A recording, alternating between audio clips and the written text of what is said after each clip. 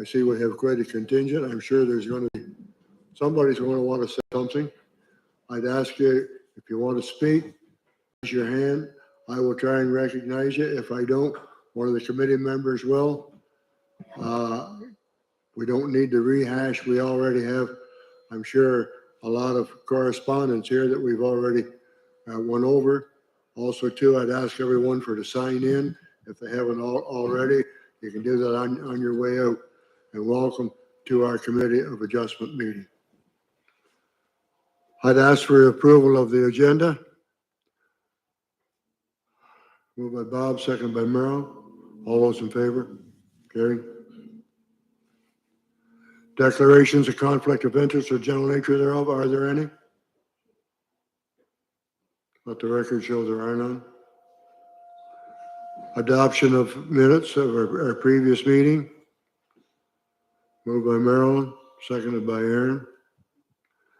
Any errors, omissions, discussion arising out of those minutes? All those in favor? Carried. Severance application, B26-2023. Oscar, Jason, will you give us a little preamble, please? And Mr. Oscar, would you join us at the table, please? Thank you. You want this, John?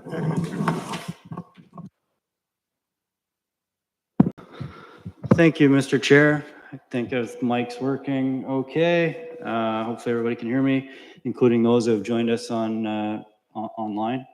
The first application, B28-2023, relates to the property address municipally as 904 County Road 11. It's within this hamlet boundary of Strathcona, and the sketch on the screen behind on the walls of our meeting depict what the proposal is before us this evening. Essentially, the applicant's proposing to sever the house and keep that on what we're calling the retained parcel, 3.2 hectares in size with frontage on County Road 11. And the severed parcel, which is currently entirely vacant, measures approximately 5.2 hectares and has its frontage along County Road 16. Both of these parcels, as you can tell, front county roads, which is a jurisdiction of Lennox-Addington County as opposed to our local municipality from an entrance permitting perspective. Comments were received with stating no concern. The most important or considerable feature in proximity to the subject properties is the Strathcona paper mill. Given its proximity and the separation distances that are required through the ministry, we have to give consideration to what may be developable with a sensitive land use, i.e. a residential land use, when we're considering those industrial uses on neighboring properties. An assessment was done that looked at the 300-meter setback from the industrial uses on the adjacent property and confirmed that there's no impact to the building envelope on the severed parcel. Just with respect to a bit of the history, this land holding has been subdivided in the past on 3 separate occasions. And most recently in 2019, there was an application that was ultimately withdrawn, and that's what you see identified as Part 1 on Plan 29R 10820. That would have been the 4th and final consent application that would have been permitted in accordance with our current official plan policies. However, it was withdrawn, and the applicant before us this evening is a new owner from that previous owner, has reconfigured that parcel, and is now seeking a new configuration of severed parcel. So if some of you are wondering what the rationale is behind that separate part on the plan, that's the back on that specific piece. Back to you, Mr. Chair, but I understand that obviously the owner's here, and I also understand that Mr. Mills is here, has provided some of the planning supporting documentation in support of this application. Should you have any questions for those gentlemen. But in addition to that, I'm happy to answer any questions from the municipal perspective. Thank you.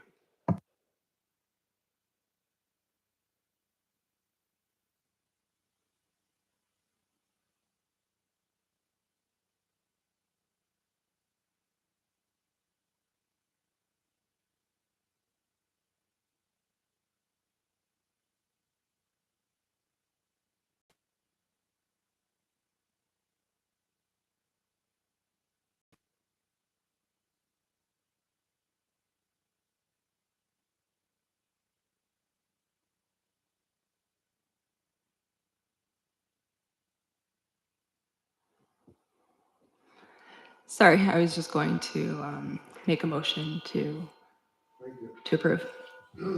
To approve?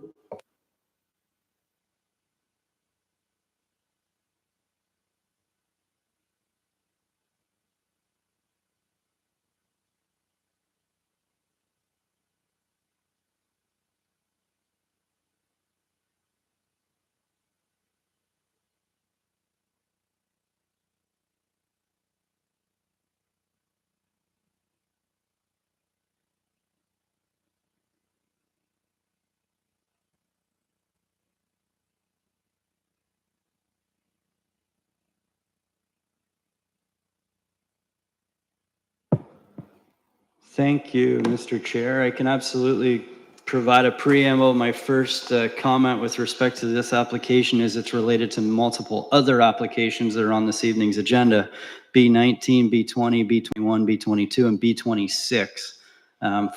5 of those 6 applications are severance applications for new lot creation, and 1 of those is a lot addition application. So there's one sketch that I think Mr. Thompson will pull up as we speak, and that sketch attempts to depict the fulsome picture as to what's being considered from a lot creation perspective. And Mr. Chair, I want to mention at this point, Mr. Mills is here, I believe, on behalf of the applicant, and he has a PowerPoint presentation to overview the concept, the actual detailed planning submission and report that was authored in support of the application from his professional opinion, and I could follow up with anything thereafter, but I don't want to take away from his presentation.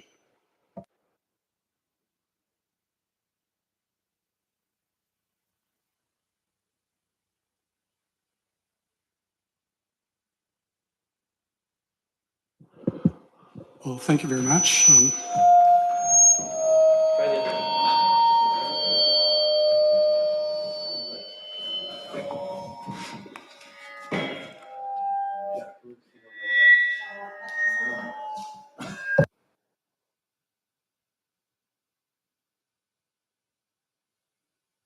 We've never done this.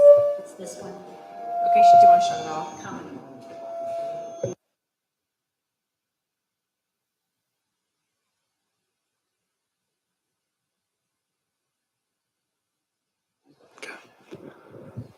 Testing.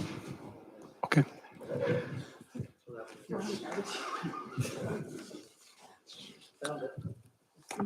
So, thank you very much. I'm representing my clients to bring these applications forward. I just want to say at the start that I reviewed the planner's report. I agree with it totally. But what I wanted to do with a PowerPoint presentation was just to kind of give a visual representation to it, because I think that survey, it's kind of hard to. We can't hear it. You can't hear it?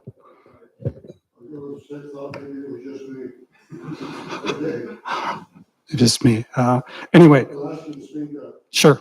I just wanted to give a visual representation to what's happening. So these are consent applications to create 4 new residential rural lots from 3 existing rural properties, all to be on private services. And there's also a lot addition, as Mr. Sands stated. And if I can just have the next slide. So here it is. This is where the property is. There's actually 3 of them. If you can just see the blue outline south of the properties, that's the hamlet designated area. So it's not in the hamlet, it abuts the hamlet. As the staff planning report states, the existing combined area of all the 3 lots is 20.41 hectares with 542 meters of frontage on Robinson Road along the north there, and 365 meters of frontage on County Road number 4 on the east, right? The properties are vacant and flat, varying no more than 3 meters elevation and height from the high point, which is pretty much right at the center of it's right in the center property. Lands are bounded by Robinson Road on the north, vacant tilled land to the west, the Cataraqui Trail and a residential lot to the south and County Road 4 on the east. A drainage swale runs east and west across the properties near their north portions, and a drainage easement also exists near their south ends. The lands are being used for growing agricultural crops, but they are not designated as prime agricultural land. They're actually designated rural in the official plan, and they're also zoned rural in the comprehensive zoning bylaw. So, next slide, please. So I just wanted to go through each application visually. And so application Severance A2, this is off of the westernmost lot. They're taking this blue property off of it. That's Severance. And I should say that A2, it's A2 because we actually have to deal with A2 first because it's you have to go in a sequence. So even though it should really be numbered A1, I think, but anyways, it would be 2.26 hectares in size. The retained area would be 4.06 hectares in size. So that is what the first application will do. And if I could have the next slide. Mr. Mills, we're just going to deal with the one right now. Oh, I see. Okay. Yep. Okay? Gotcha. I don't think we need to do- Gotcha.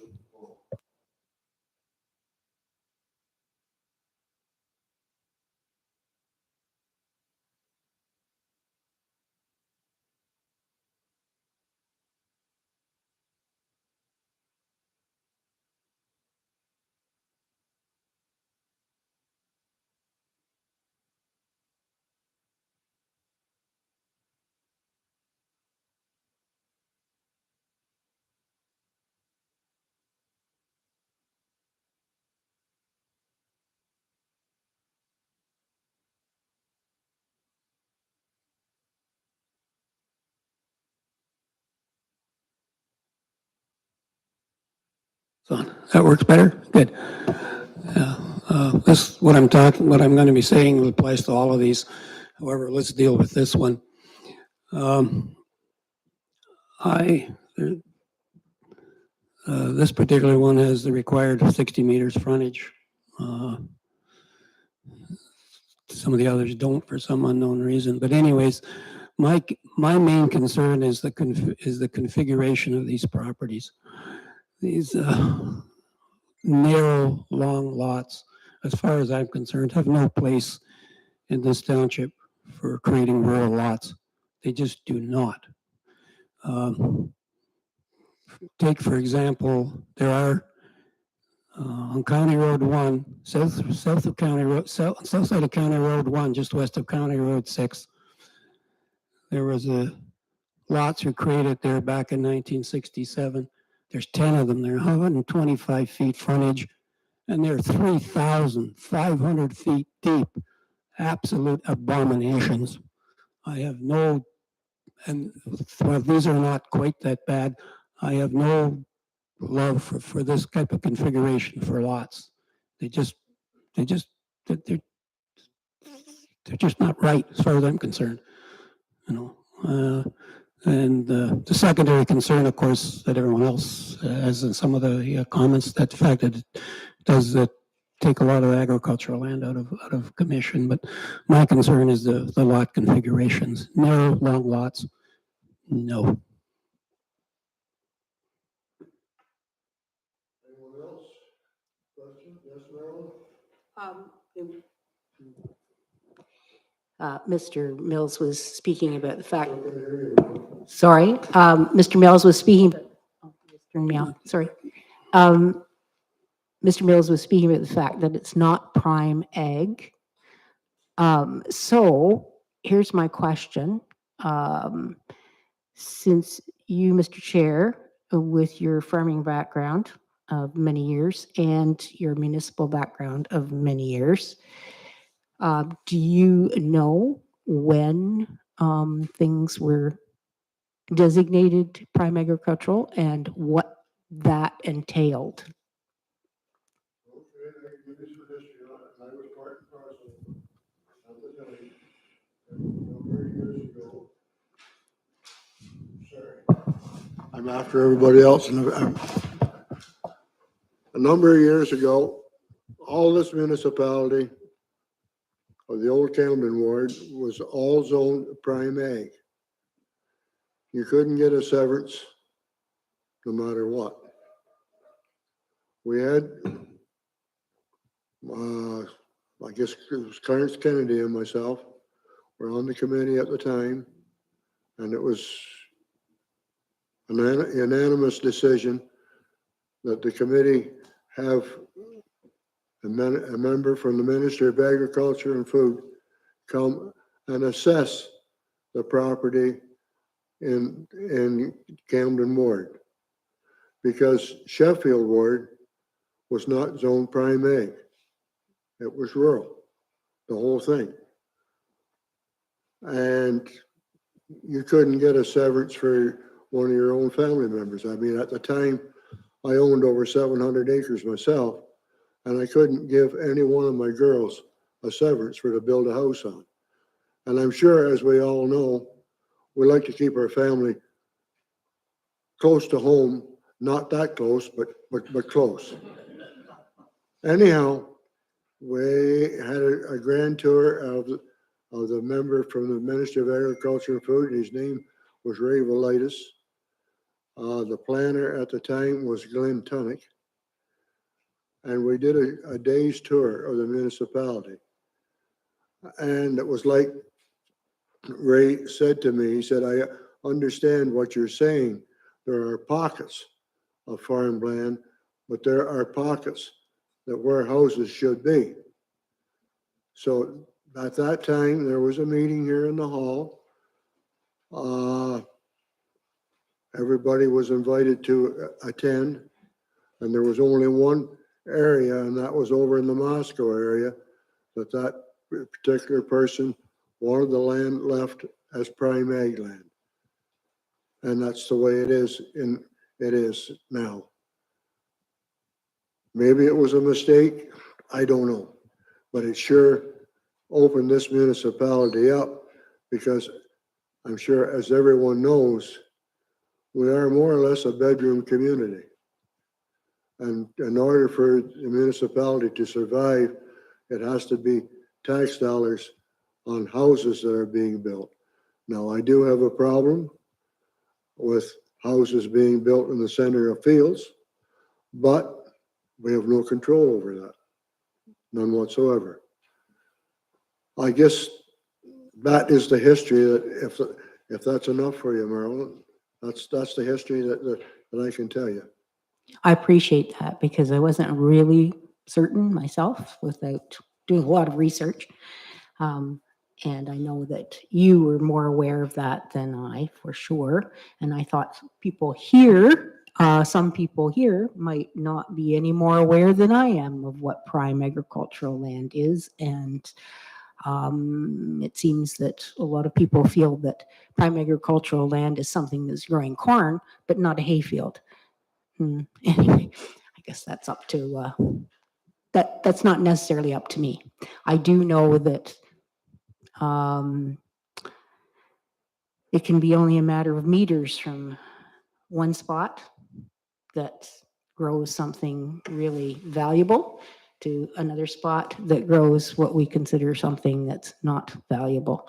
So I just wondered when that was done and sort of why, and now we have that answer, I think. So I'm kind of satisfied with that. Yes, thanks. Yes, there are areas in this municipality where farming can carry on quite successfully. But then there are other areas in this municipality where a grasshopper would have to pack a lunch to get across 50 acres. So there is a big difference between here and Western Ontario. There is no comparison whatsoever.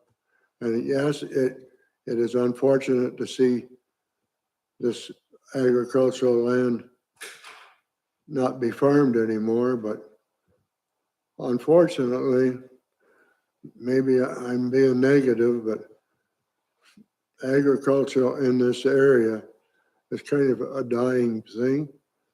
I mean, like I said earlier, At one time, I had over 700 acres myself.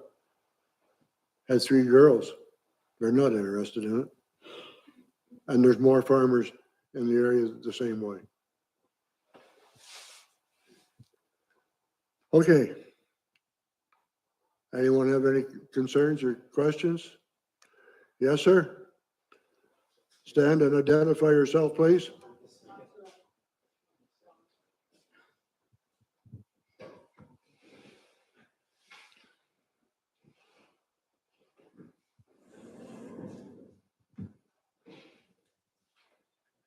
Will it capture my voice by standing? Can you hear me?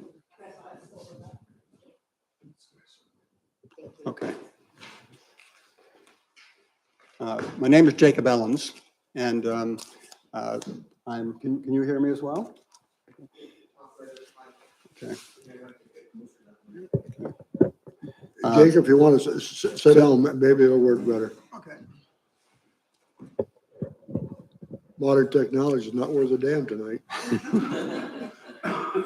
So better get my reading glasses. It's an age where I'm glad I don't have more than 2 pair, but 2 will do it for now.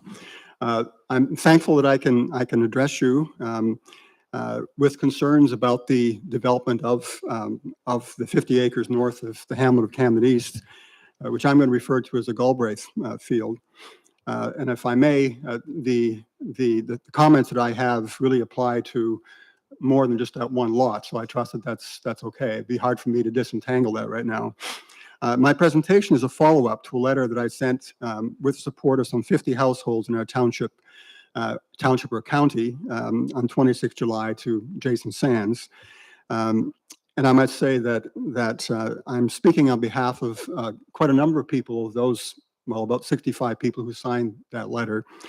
Some who can't be here, some who are, some who said that they'd be happy for me to speak on their behalf, and I appreciate their confidence. The original letter in my presentation now is an appeal to reject Mr. Nyberg's proposal on 2 grounds. First, the Nyberg proposal to take the Galbraith land out of agricultural production is inconsistent with the stated commitments of the official plans of both the Township of Stone Mills and the County of Lennox and Addington. And I'll explain that in a moment. And with, I don't have the experience that you do, but let me just try my hand at it and see what you think. And then in that both of those official plans protect and want to protect and preserve valuable agricultural land. Secondly, I think that the planning process that for the handling of the Nyberg proposal has been inadequate, and I'll say more about that in a little bit. I might say this is a good time probably for me to say that there's nothing personal in this for me. I'm going to be critical, but I'm certainly not alleging any the council or staff of wrongdoing. Those members of council that I know, I respect, and I've had several talks with Reeve Wise and greatly appreciated things that what I learned from him, and the fact that his great commitment to the township, as well as his desire to protect agricultural land. Not surprising, given that he's a farmer. Also, I'm not anti-developer. Mr. Nyberg is an immigrant from the Netherlands, so am I. And I'm always pleased when a fellow Dutch Canadian does well in Canada. I first talked with Reeve Wise in early March, when back in February I was noticing the drilling of wells in the Galbraith field and realized that farmers don't usually put wells in cornfields or soybean fields.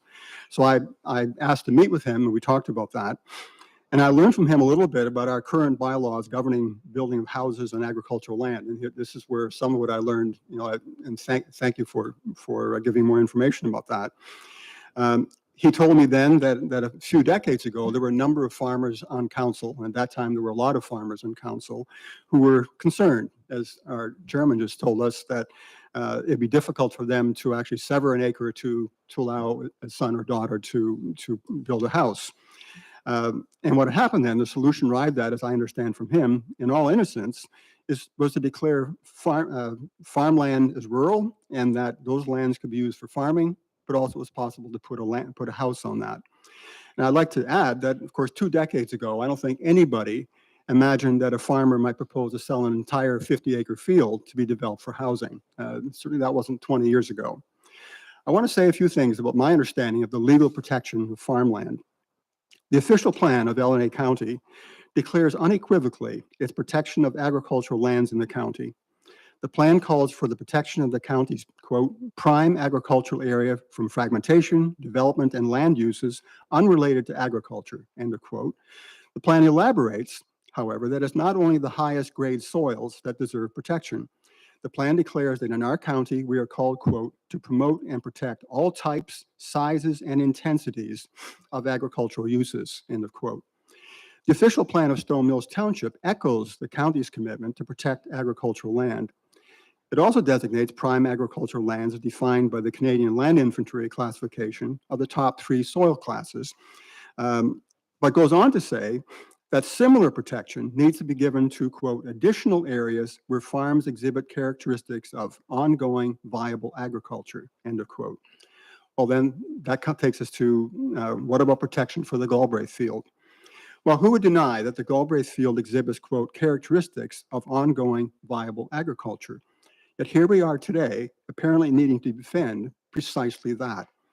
We find ourselves, I think, in the unfortunate situation in which the township plan that declares it to be a priority to protect viable agricultural land also allows construction of houses on rural land. I hope we can all agree that when the decision is made, whether or not, and I hope not, to allow the Galbraith land to be taken out of agriculture to build houses, that we must be guided by the principle of the common good. That is, that the community's good must come first. Mr. Nyberg understands the principle of development for the public good. In June of this year, his son Emil, who heads a real estate company, posted a letter about another, in this case, a joint Nyberg proposal to build houses and commercial buildings in our township, indicating that the Nybergs were, quote unquote, delighted to share the news of a proposal to build a senior citizens complex for up to 88 seniors east of County Road 4, just below Camden East, as a way of serving seniors who have lived all their lives in this community. It seems noteworthy to me that no such letter was included in 26 June when Mr. Theo Nyberg submitted his proposal to the township to subdivide the Galbraith field. The good look for here, I think, is not the common good, but the private good of 7 people or families to be allowed to carve up the Galbraith field to enable 7 people to build executive homes. So who benefits? Let's do the arithmetic. A very small number of people benefit: the landowner, the developer, add in a few lawyers and accountants, and 7 people who already own good houses, I imagine, who would now enjoy spacious homes on what has been productive farmland for generations. So perhaps a dozen benefit. Well, who loses? Both farmers and the residents of the villages and hamlets of Stone Mills lose.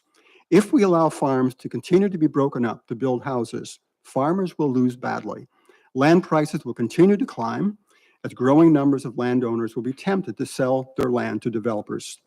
As less arable land is available on the market, young farmers will find it harder to buy farmland. By the way, I think this is especially important in our township where good land is at a premium. We've got a lot of land that's 1 or 2 inches deep. Now, should the Nyberg proposal win, we also need to think about what it would do to our reputation as a township when word gets out, and it will, that our township has agreed to break up a large productive farm field to serve the private interests of 7 people. Please think about it. At a time of national housing shortage, a crisis, when house prices across the country have risen so high that the children of even middle-class families can no longer afford to buy even a modest house, our township is considering breaking up a large farm field to build 7 executive houses. Allow me a small excursion. Our township demands a minimum lot size of roughly 1 hectare, 2.5 acres, to build a house. So 50 acres, the size of the Galbraith field, could yield 20 houses. Those 20 houses could be built on marginal land. Houses don't need rich soil. If we truly care about much needed housing, let's do some real visioning and planning and begin to build houses on marginal land and save our farmland to grow crops. One more comment. Those in our council and others who might be tempted to compromise on the protection of farmland for the sake of bringing in additional, and I agree, much needed tax revenues, should note that 20 modest houses on marginal soil will bring in as many taxes as 7 executive houses on farmland. I began this section of protecting the Galbraith farmland by asking who would deny that the Galbraith field exhibits, quote, characteristics of ongoing viable agriculture, unquote. At the time of writing, I didn't know yet whether the Galbraith land is classified in the top 3 soil classification meriting the designation of prime agricultural land. There is no question, however, that under the Stone Mills plan, the Galbraith field should be recognized as viable agriculture. I will put forward that claim on the basis both of history and the land market. In terms of history, the Galbraiths have farmed that land for several generations, and they've done it productively. In talking with one of a number of local farmers in the past weeks, I heard from one farmer that the late Fred Galbraith, who with his wife built up a thriving farm of many hundreds of acres, favored this particular 50 acres as, quote, his pride and joy. In terms of the market for land, I note there are farmers who would like to buy that field to farm it, but they can't make a living farming if they have to pay developers' land prices. I want to turn to problems with planning for land use in our township. In a recent conversation with Mr. Sands about how land use planning is done, and he's here, he can correct me if I misquote him, but in a recent conversation about how land use planning is done in our township, he explained that council deliberates and makes policy, and staff implements that policy. Well, that seems pretty simple and straightforward, doesn't it? Well, actually, the reality is rather more complicated. To begin, we've already seen that the township plan is itself inconsistent. It aims to protect agricultural land, and for several decades, it has allowed houses to be built on farmland, and not just as homes for farm children. True implementation is quite straightforward, and it's done in our township by trained staff who are well-versed in the details of our township plan. For every application to the township to build houses, staff check whether the proposal to build conforms with township regulations, such as minimum lot size, availability of water, and suitable soil to enable the development of a septic bed. But with the Nyberg proposal, we come to an application to sever land, which is of an entirely different magnitude. The issues raised by this proposal transcend any of the relatively straightforward issues that are dealt with regularly by staff when they judge whether a proposal to sever land to build conforms to the conditions set by the township plan. Instead, the proposal to develop the Galbraith field ought to consider a number of complex social, economic, and even political issues. Example, the effect on already rising prices of agricultural land, the implications of how development would remake the character of the hamlet of Camden East, and the impacts on agriculture in the township and county, to name just three. Now, please note this following crucial point.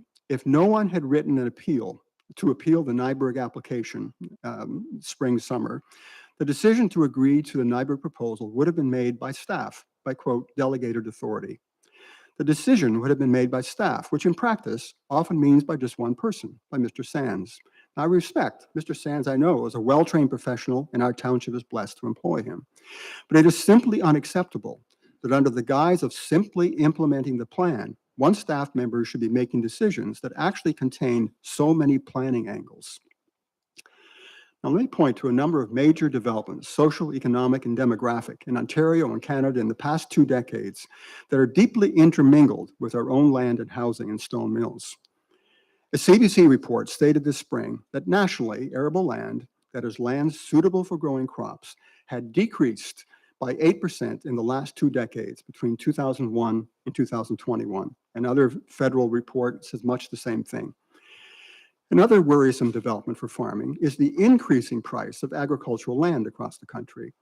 A report from Farm Credit Canada, a Crown corporation that monitors land sales, reports, quote, that the average price per hectare quadrupled in 20 years.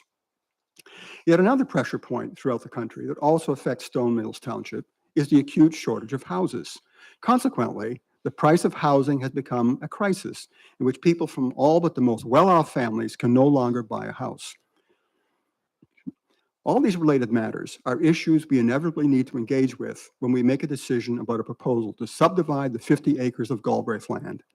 This is not just a matter of implementing our township plan. It's a matter of planning for our future. It's a matter of community planning. And planning, according to our township plan, is the responsibility of council with the informed participation of the residents of Stone Mills Township. Now, let me say a few things about public participation, or lack of it, in land use planning. Both the plans of our county and our township make clear that any land use planning that has not encouraged the full participation of its residents is deficient. Before I continue in a critical vein, let me say that I'm not about to accuse council of deliberately keeping residents in the dark about land use planning. But at the least, inadequate communications with residents about planning proposals is a far cry from the high-minded promises about popular participation in our official plans, and it creates a spirit of cynicism at the local level. And I want to say that I've talked to a lot of people in the last 2 months, and I've been pretty concerned about the level of cynicism, people who feel that they have really no voice in how their community is going to be shaped. Let's turn to our official plans. The county plan stipulates that public participation is a first-order issue. Quote, public participation shall be an integral part of any land use planning process when the county is the approval authority, end of quote.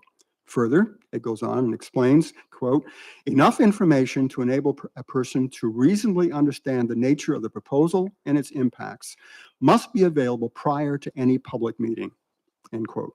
The township plan agrees with the county about the essential role of the public in land use planning. It states, quote, to facilitate public participation in planning issues, council may employ, in addition to any required public meetings, appropriate methods at varying stages of the decision-making process, such as informal public meetings, open houses, workshops, etc., and posting of affected properties, end of quote. What stands out, I suggest, is that the ways in which our township has informed us about the plans for the full-scale development of the Galbraith land has not come even close to meeting the county's baseline requirement that when land use planning is done, the authorities must have provided, quote, enough information to enable a person to reasonably understand the nature of the proposal and its impacts, unquote, before a public meeting is called. Further, the township has not met the demand of its own plan that the township should, quote, facilitate public participation in planning issues, unquote, using a number of informal meeting venues on top of an official public meeting. First of all, the township did not even call a public meeting. Then it relied on only 3, I think, very limited means to advertise a NYBERG proposal.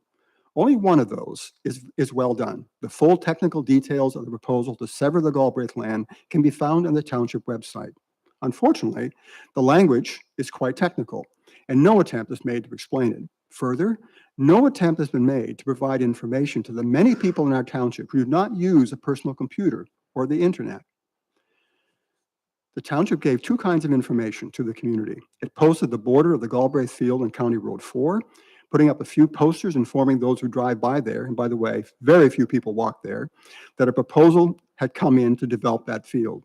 Secondly, it sent out letters to landowners owning property adjacent to the Galbraith Field. We live in a large, sprawling township. Was anything done to alert residents north of Camden East that the township was considering severances in a large field that might have an impact on the future of agriculture in our township? The fact that the township largely restricted publication of the Newburgh proposal to putting up notices and fence posts and sending out letters to the few adjacent landowners is revealing. The whole issue has been dealt with as if there were nothing more at stake than an individual property owner proposing to make a few incidental changes to his property. It's noteworthy that it was not thought necessary to call a public meeting on this issue. For that matter, our REIV was not even aware that the Galbraith land had been posted. In fact, I was honored to be the one to tell him. I'm often amazed to learn that most of my neighbors, and I've talked to quite a few in the last weeks, have no idea of what is being proposed for their futures. Now, conclusion. Taking 50 acres of land that has been farmed productively for several generations and developing it for the private interest of 7 people or families on a border of Camden East is by its nature a public matter of public interest. The sale of such a parcel of agricultural land has concerning implications for every farming family that wants farming to remain economically viable into the next generation, as well as the rest of us who know where our food comes from and who love the land. Putting a housing development on a border of Camden East would fundamentally change the character of the hamlet of Camden East. And even more when we consider the other major development being proposed just below Camden East, just a kilometer away. The consideration of such irrevocable, or less than that, the consideration of such irrevocable physical and social changes requires widespread consultation. Let me add, even if you believe that my and our contentions are alarmist, we need 1 or more forums to discuss these issues. That is the nature of good politics. It's also a prerequisite to good planning. Please allow me to end with a comment about the difficult position that I believe you, the Committee of Adjustment, find yourselves. It's your job not to make policy, but to implement the land use bylaws of our township. you are faced with a request by Mr. Nyberg to take viable farmland out of commission and to allow the building on it of 7 houses. Some of you may feel that it's your duty, partly in light of precedent, to concur with the Nyberg request to sever land to build because you need to follow the township plan. We've argued in this presentation that the township plan itself is a problem. It's inconsistent. Further, the plan is not faithful to the original intent of the members of council several decades ago to protect farmland from development while ensuring that farmers retain the right to sever a few lots to allow family members to build and live on the family farm.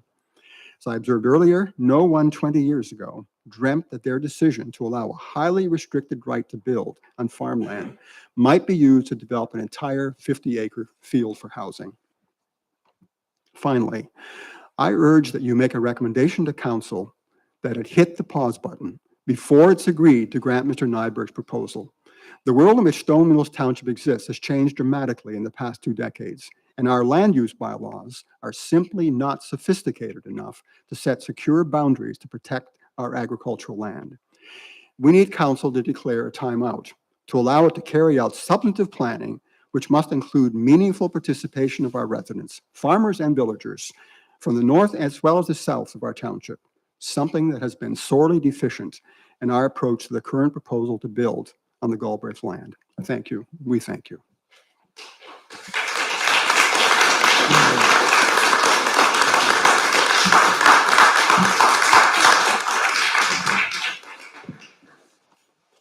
Any committee members have any questions or concerns? I just have I'm going to extend my comments a little bit on this. I know years ago, I don't know, is Gord Galbraith here? Gord's not here. Years ago, Gord tried to sever off some lots on Robinson Road back down to, there's about 75 or 80 meters of that along Robinson Road going south that is not being farmed. And Gord wanted to sever off some lots there, but he got turned down apparently. I tried to call him the other day. I couldn't get a hold of him to get the details on that. But my thoughts was like there's 540 meters of frontage on Robinson Road.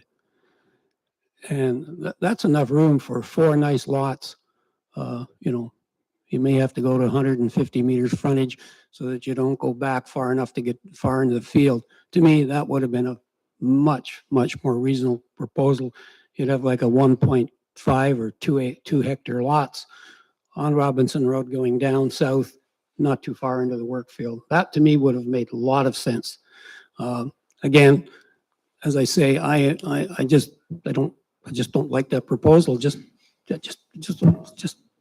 just goes against my grain. Don't remember of Gordy ever putting in for severances off of Robinson Road. Like I've been on this committee for 25 years and I don't remember. Yeah, I don't know if he ever bothered to put in the application. I think he might have done some inquiries and then he said he couldn't do it. But anyways, that's my. Committee members, how do you want to handle this? Yes, Aaron, go. Just more questions. So I'd like to ask a question. So through the presentation that we just had, Jason, I'm wondering if you could take advantage of this opportunity to share some information with the group in terms of the types of planning act applications and the decision-making bodies as it relates to those applications.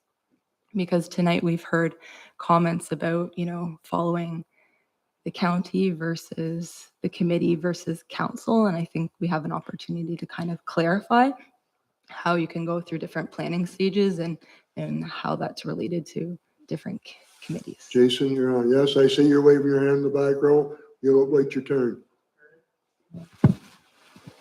Go ahead, Jason. Thank you, Member O'Gara. This is a positive welcome change with this mic working. Yeah, just to clarify process, Mr. Ellens brought that point forward with respect to the way in which we process applications in the municipality and the different levels of legislation. I'll start with the legislation piece, and we may already know this, so I apologize for those of you who do.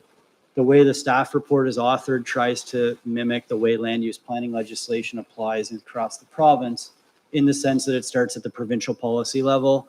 The 2020 provincial policy statement is the newest document that's in effect from guiding municipalities in how we make decisions when it comes to land use planning.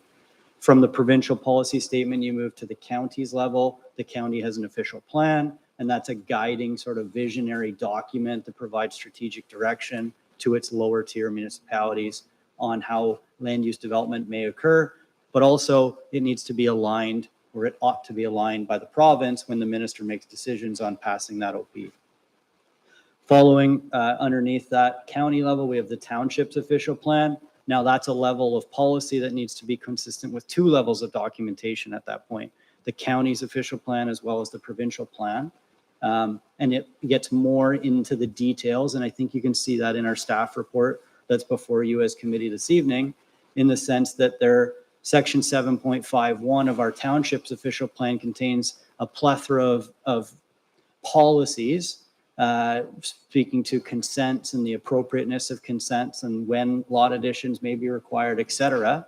Whereas when you read the county's official plan, the visionary documentation of it, it's less prescriptive with regards to consents and maybe more visionary, if you will. And I think Mr. Ellens made good point to that, to say shall protect and preserve, or encourages the promotion of agricultural and agricultural related uses, that type of language and policy.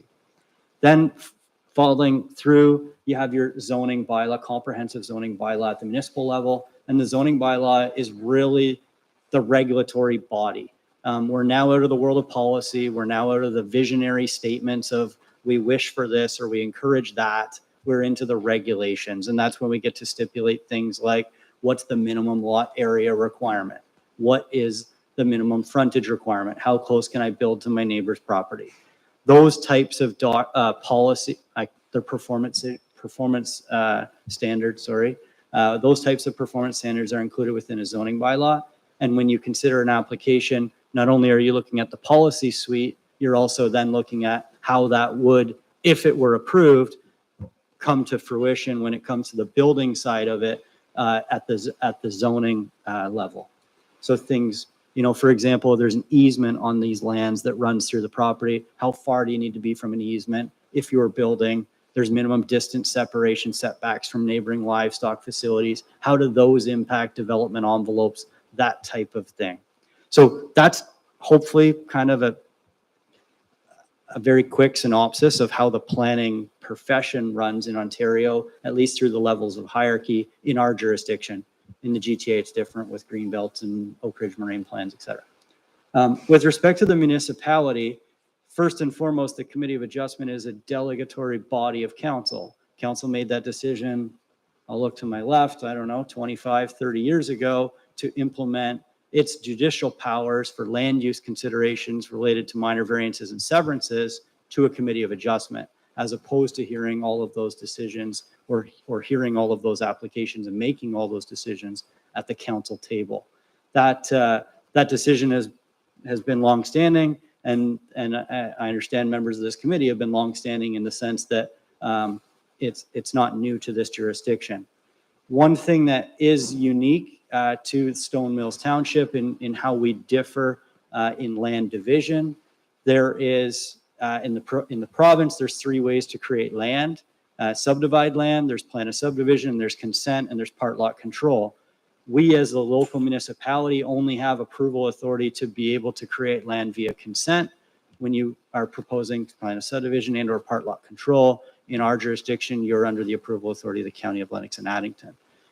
So this council doesn't necessarily have the ability to delegate that to committee and or staff. It kind of going the other way in terms of the approval authority.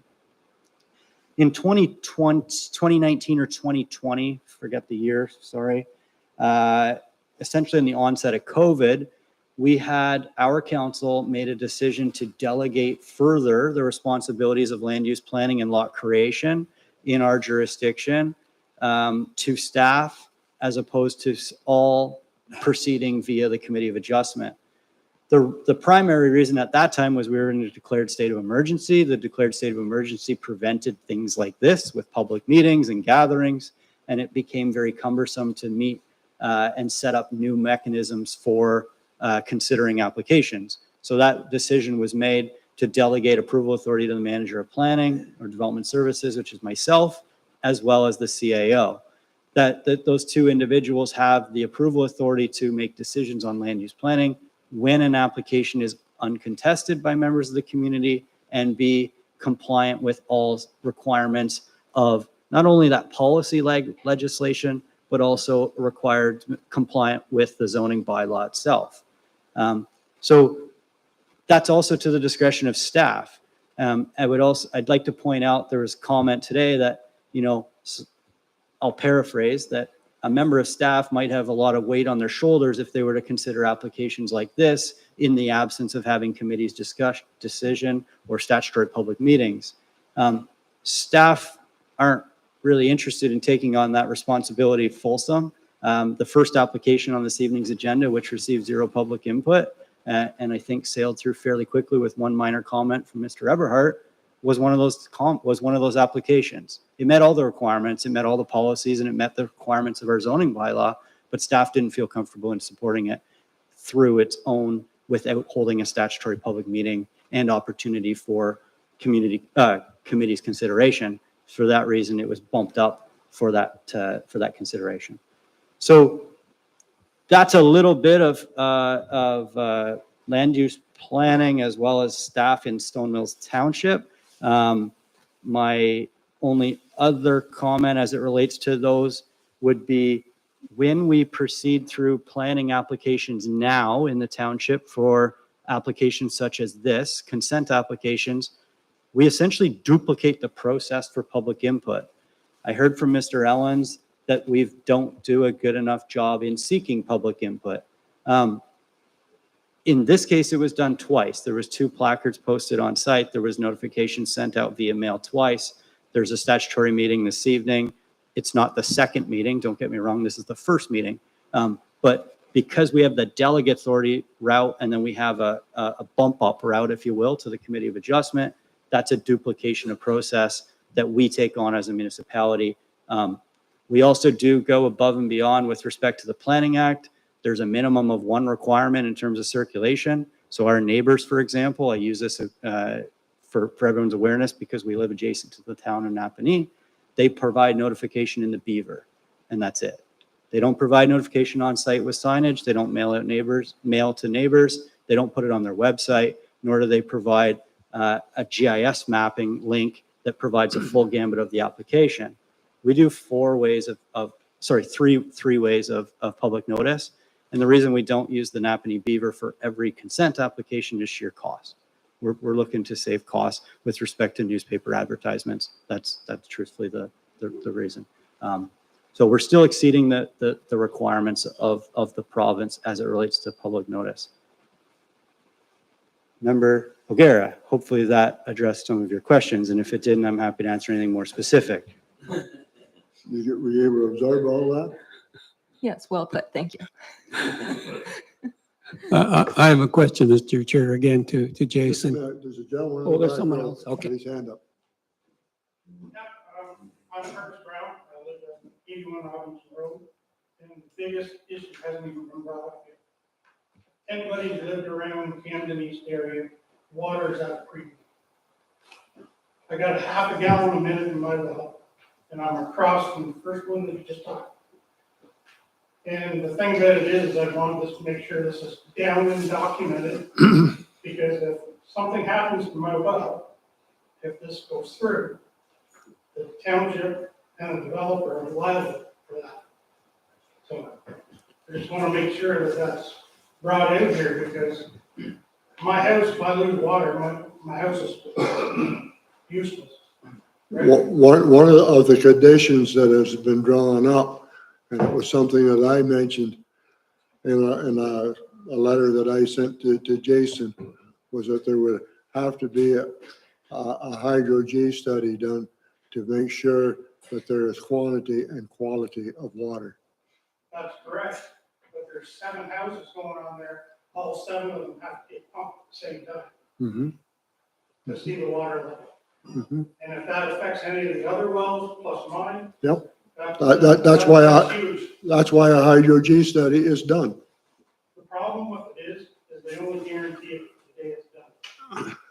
It doesn't There's- matter what happens coming down the road, it's not guaranteed after the day that they do it. Unfortunately, sir, there's no such thing as guarantee in life, only death and taxes. Correct. Because that's what I mean, so my house is not gonna be worth anything, but the township and the developer will be on the hook for probably a premium amount of money, because I need a house to live in with water. So I just wanna make sure that this is put on record of it, and that's my biggest concern. And there's all kinds of property around here that's not farmland, that we can build houses on. Jason, you want to speak? Thank you, Mr. Chair. I just wanted to mention, Mr. Brown has noted, as the chair mentioned, it's a required condition. I don't want to argue and contest that at this juncture, but I do want to mention it's noted in the minutes. It's been recommended, and it's not only been noted in this application, it's been noted in multiple other applications as we proceed through land use planning approvals in our jurisdiction, which is deficit of municipal servicing. So we had a meeting several months ago in considering a laundromat in Tamworth, and there was many people in the audience who voiced the very similar concern, Mr. Brown. So thank you for that. Peter? Yeah, I'm gonna beat this to death, Jason. Going back to my contention that these type of lot configurations are poor planning, okay? Now, let me give you an example. Say if I come into you and I say, look, I got this piece of property I want to sever. It's got 60 meters of road frontage, no problem. It's 6 hectares in size. It's 60 meters by 1,000 meters. And I say, I want to put in a severance application. What would you say to me or to say to someone who did this? Is this not poor planning? So where do you draw the line? Is it 60 meters by 500 meters? Is it 60 meters by 300 meters? At what point do you say this is not good planning? And you know, in my opinion, that's poor planning. But that's anyway. I'll let you comment, and then I'm going to shut up. Through you, Mr. Chair. Thanks, Member Eberhard. I appreciate the comments, and I hate to say it again. We've had this conversation before. The planning profession is a pretty gray profession in the sense that it's differing from surveying. There's not a minimum for everything or a maximum for everything. We in our zoning bylaws and our official plans have put minimums to a lot of things. Minimum lot area, minimum lot frontage, minimum driveway spacings, minimum setbacks from property lines, all the rest of it. But very often, do you ever see a maximum? You don't see a maximum lot depth or a maximum parking ratio or a maximum area. You could have an 80-acre farm or a 100-acre farm or a 1.5-acre property or a 2-acre property. So I'm not going to debate what the length would be in any given situation of a property to consider it unreasonable. I will say that I've reviewed on several occasions development considerations at County Road 1 and County Road 6, and the lot configuration there seems peculiar in the sense that it is 3,000 meters or feet in depth. Every situation is different. This situation, of course, has easements on properties. It has MDS setbacks from neighboring properties, and it has water courses or low areas that our CBO, as chief building officials pointed out, as being not desirable for development. So all of those considerations going in to what may be an adequate building envelope ought to be considered when we're looking at that. So I would fail to put a broad brushed maximum, if you will, to a lot configuration at this time. Yes, Merle? Actually, I have a few questions. First of all, What about the retained large parcel? Is there any thought to that becoming a subdivision? And or was a subdivision ever considered for the whole thing by the present owner? Through you, Mr. Chair, I can't speak for the owner. I can speak to the conversation that I've had with previous owners. There is appetite for development potential on the property as a whole. I think you'll even see in one of the notes, one of the letters that was submitted in this application, that staff, myself, the CAO, as well as Mr. Thompson, met with the property owner several years ago about the township potentially partnering and developing this parcel to see if there was any appetite.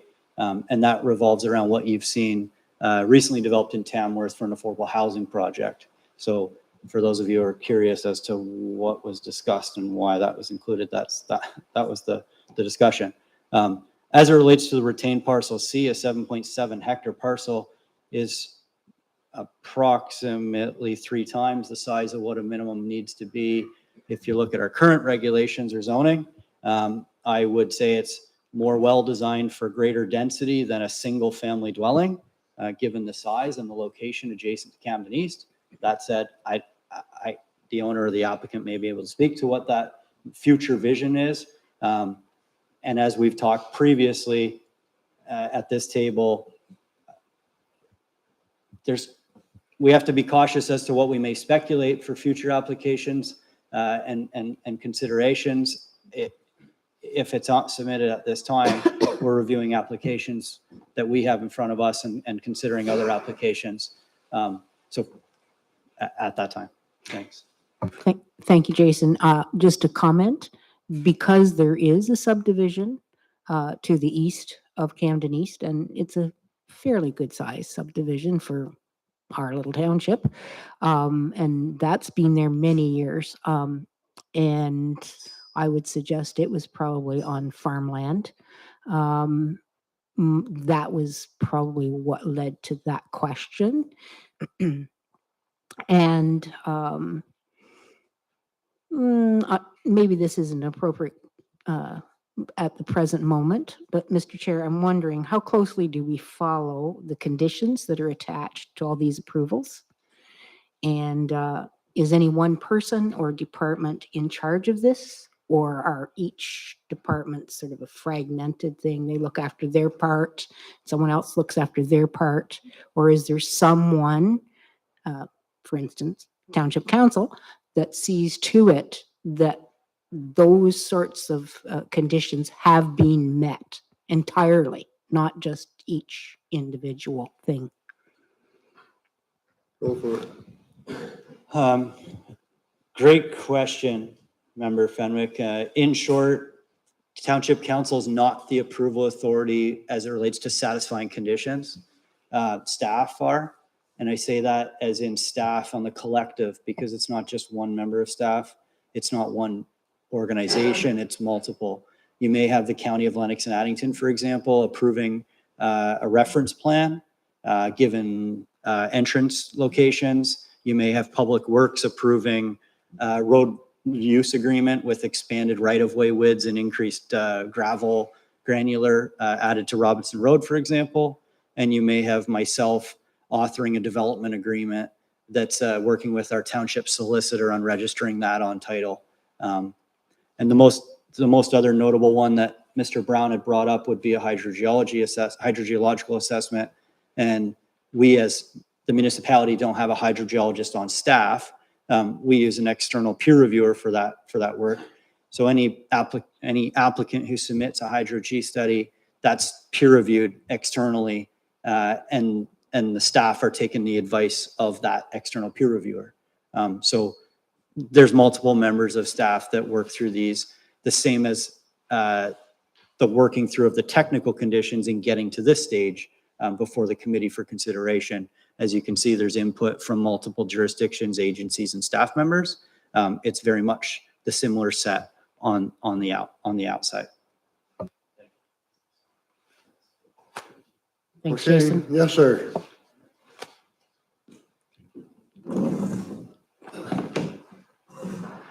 My name is Andrew Mahalski. We farm 200 acres on Bethel Road. We have 50 arable acres. And we raise heritage beef cattle and sheep. We're certified organic in terms of our hay production and the raising of cattle. We're a member of Ecological Farmers Association of Ontario and a number of other environmental groups. I think, just make it brief, I think that the danger in this decision is removing the possibility of farming in stone mills. I know it's just one field, but it certainly sets a precedent. And I think what I've noticed too over the past 5-10 years is a huge change in attitude in government and organizations towards farmland. I think if you look at the recent provincial debacle over the green belt and the amount of public opposition when it was just a minuscule part of the green belt that was being talked about, we personally have felt that change in attitude from the Ontario Farmland Trust. We applied about 5 years ago for consideration to have our farmland protected. And the attitude was, well, we're really not interested in Eastern Ontario. And so it was left. And then last year, I got a phone call from the Ontario Farmland Trust executive director saying, we're interested in your property. Can we come visit? They came, and we're now in the process of having our farmland protected. I wouldn't even begin to compare our acreage with that 50-acre field in terms of productivity. And I have no doubt in my mind that if the Ontario Farmland Trust was able to come and was offered the opportunity, they would say, yes, for sure, this needs to be protected. And I just want to raise that issue. And I think, again, we're someone who's been around the block a few times, we're getting approached by young people who want to farm. And I think this is one area where if we reduce this amount of farmland, we're just saying to them, not in stone mills. Thank you.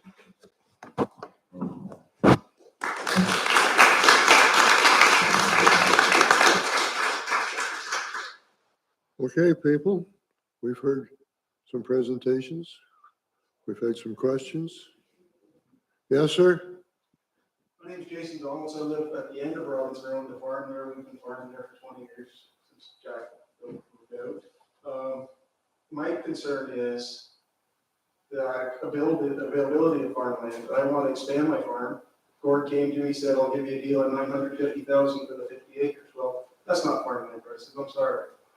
So now if I'm lucky enough to buy Jimmy Hinch's or whoever beside me, if I want to build a new barn, can I build a new barn in there because of all the new residential that's going in there? Like, there's steps and stages that will keep going on if you allow the houses on the resident or on the farmland. So I just want to make that point. Like, I want to expand. I know you said you're cynical on the farming in the community. Well, I'm so 40s. I'd like to continue on and expand. But taking 50 acres of farmland is not right. That's all I have to say. More power to you for what you want to do, sir. I commend you. Someone else had their hand up? Yes, back there. Thank you, Mr. Chairman. My name is Fern Albright. I live in property lots 2, the lot close here in the services. Sorry, I didn't plan to speak. The whole history. I wrote 2 letters to Mr. Sands. So I did one in concerning water, ditching, my concerns as a resident. Do I need to talk about that tonight, or you have my letters, correct? Through you, Mr. Chair, the letters have been included within the package for the committee this evening, Ms. Galbraith. It's to the discretion of the chair. Anyone? Yes? Hi, I'm Tracy Finn. Again, Jason's my husband. And I was wondering if you had made the reservation or the idea 20 years ago to subdivide a partial of your farm property for your daughters. And I realized that the Galbraith property was subdivided for you, partial of it. So does that mean that it shouldn't be subdivided anymore? Maybe only subdivided was for applying agriculture. And maybe we can put an eraser on that pencil that you made 20 years ago as to how much this can be subdivided for family and preserve our right to farm and make it a little bit more enticing for farmers to be able to farm on that property. If we make it so we're allowed to have tax cuts on farm property. So should that land be marketed as farm property or as residential? He paid taxes on that as a farm. Why is he getting residential premiums for selling it?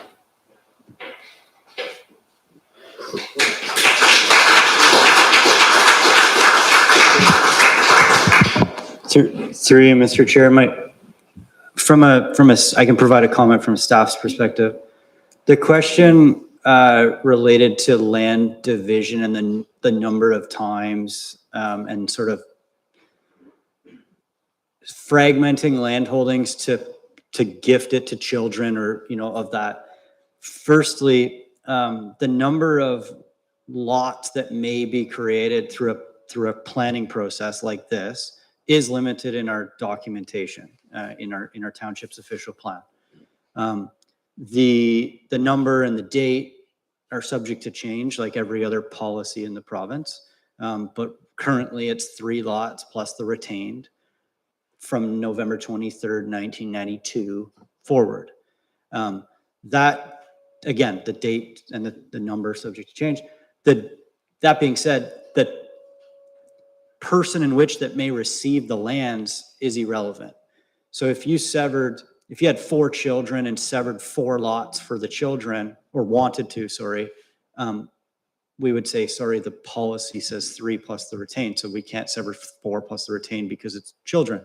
And the reason that is lot creation and land division can outweigh persons' lives, as well as can change with ownership at any time. The municipality doesn't have the control over it obligated to be your child that takes ownership of a lot. So for that reason, it's in Mr. Clancy's case, it's not really relevant with respect to who the lot was created for. In terms of plan of subdivision though, plan of subdivision is not one that's limited on a number of lots per years. You could apply for a plan of subdivision like Member Fenwick had made note of on another property east of this one. I don't know the addresses, or Heritage Drive area. And if they took off portions of it and left another portion, there could be another plan of subdivision or another phase or another application in the future to consider something for additional lot creation. So I just wanted to point that out. Sorry. Thank you. Yes, Bob?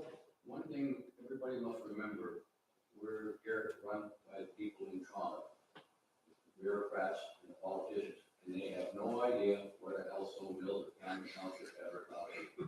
That's where all these rules are come from, and we have to follow those rules, whether we like them, whether we don't like them, or not. We have to do that. Yes, you have to remember, Bob, that the provincial policy statement overrules the county and overrules us. We are, like you said, we are dictated from the powers to be west of the Don Valley Parkway. Again, so how did you get to rule that everything is now residential in this area? I didn't get to rule, okay? I didn't get to rule. That decision was made by the Ministry of Agriculture and Food, which have the control over the agricultural land. You said you went around. We did. today We did. With a buddy of yours and decided that this is what's gonna happen. No, we didn't. And you're not on the right wavelength. I said that we went, I'll recognize you in a minute, okay? I said we went around and pointed out to the ministry that we couldn't get any severances whatsoever because everything was zoned prime ag. To the north of us was residential.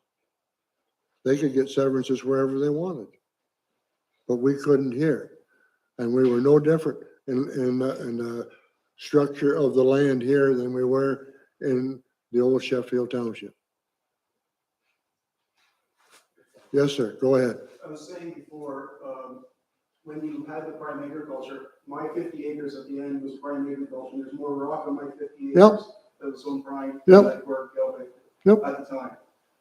So the zoning was crazy back then as far as what was zoned prime and what wasn't. Mhm. Because we had a meeting down here and I came to it and I said, I'm fine with mine being zoned prime agriculture as long as that Galbraith field was prime agriculture also. Nothing ever became of it. So I was fine with mine being left that way. I didn't care because I wasn't planning on severing, but Gord's field was left not prime agriculture back then, 20-some years ago. Well, apparently he didn't object to it being changed back It to was res. never zoned prime agriculture. It was on the map. That was one check. Everything was owned prime ag, everything in Camden Township. The map you displayed back in 2020 or 2010 or 2000 or whatever it was. Well, we moved there 2000 by the 2001 roughly, that we got the map and it was not then. Ours was, his wasn't. And I put in the statement then. No. I can't remember the exact, when it was changed, it must have been probably 12 years ago. I was just saying that it was crazy even back then, the 50 acres that I have was zoned prime, and that wasn't even touched, because back then, I was friends with Gord. Gord said that eventually it's gonna be a subdivision. And I know the township wants the subdivision. Mr. Jason Sand said a little while ago, they had a meeting with Gord a couple of years ago about developing it, so it's been a township plan to want to develop that land. I guess so. It was unbeknown to me till I read that letter. Yes, Jacob? I'm confused about the relationship. Can you hear me? I'm confused about the role of province and the rules we follow under the township and the county. Now, I quoted a number of things about from both the county plan and the township plans talking about protecting land, and not just the top 3 soil categories, but also other land that has viable agriculture. Clearly, the Galbraith land it's been farmed productively for a couple of generations. Now, the question that I have is I don't understand this. Are you suggesting that somehow the province is either pushing us or encouraging us to develop a field like that and to build houses on it? Are we not allowed to follow the regulations in our township plan and the county plan to try to preserve farmland?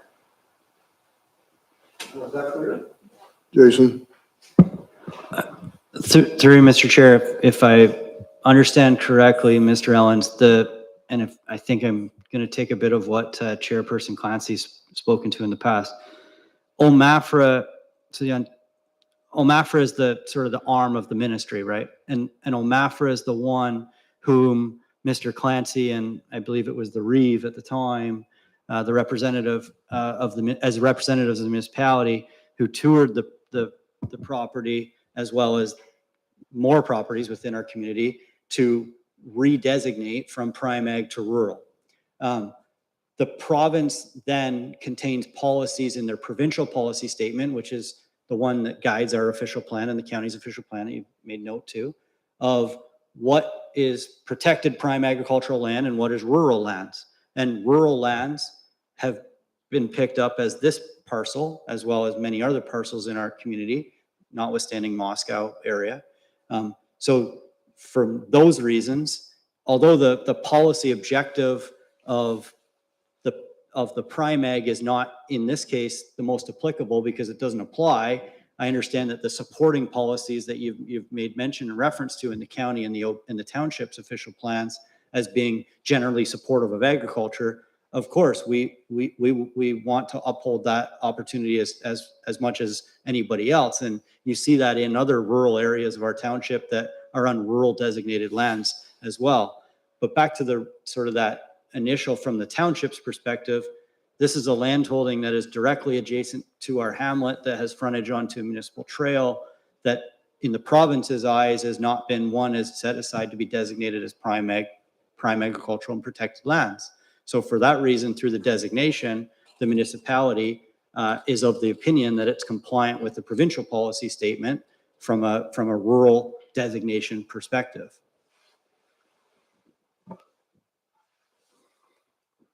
Yes, sir? One more, that's it. I won't speak again, because I have one last point I want to make, and that is that the wow, sorry, all of a sudden I'm losing it. Oh, sorry.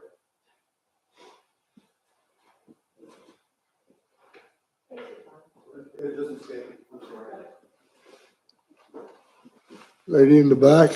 It's Stephanie Iverson. I just found a text that you were basically attention about the distribution of notices within the Napanee Beaver. My understanding is Napanee Beaver distributes only about 2,000 households within Stone Mills. We've got a population of about 7,700. I don't know how many houses that equates to, but it's not a wide distribution of that notice. Do you hear that, Jason? Through you, Mr. Chair, Ms. Giberson, thanks for the comment. My comment to that point, these applications were not included within the Napanee Beaver. That's one of the options with respect to a method of notification. Signage on site, mail outs, public notice on our website is what was completed on this application, on consent applications. Zoning bylaw amendments, plan of subdivisions, and plan of condominiums are what are circulated in the Napanee Beaver. And I don't know the circulation sort of thresholds, if you will, with respect to the total number of households, but from my understanding, it's the best newspaper to address the most of our constituents. But happy to look at that as if the Scoop, for example, is going to provide a better circulation, we may be able to utilize that, but we can definitely address that into the future.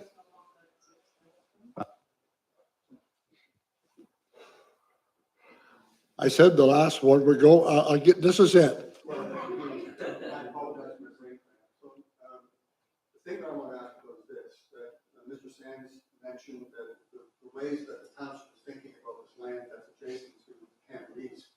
Now, it happens that there's actually, at this point, an unbroken line of land that runs from Newburgh all the way up to Quill Road, in which is farmland. And that piece, Galbraith Field is one. Then a part across the road, County Road 4, is the Williams Field. Beyond that is land which I understand now belongs to Mr. Nyberg. That's, in a sense, and I owe this to a neighbor, in a sense, this is sort of Camden East Greenbelt. So what I want to suggest is that I think that we, having heard what you said, Mr. Sands, that we who live here and who want to protect the farmland have reason to fear after this meeting that we can expect that if this Galbraith Field is taken and developed, that next will probably be the Williams Field, because there are people in Butterfield who would like to take that land. We already know that Mr. Knight, unlike the 21 he's probably going to use that land as well and come back here in a few years wanting to develop. So what we can look at, I think, and I'm pretty confident of this now, having been here in this meeting, that we can expect that whole strip of land, which right now is green, is on the northern border of Camden East, that will go piece by piece. And then the next argument, when let's say that you decide allow this land, Galbraith land to be developed, I'm almost certain that within 2 years, we'll have another meeting where the Williams land will come up. And then the argument will be, well, of course we'll let the Williams land be developed because it's already been done through the Galbraith land.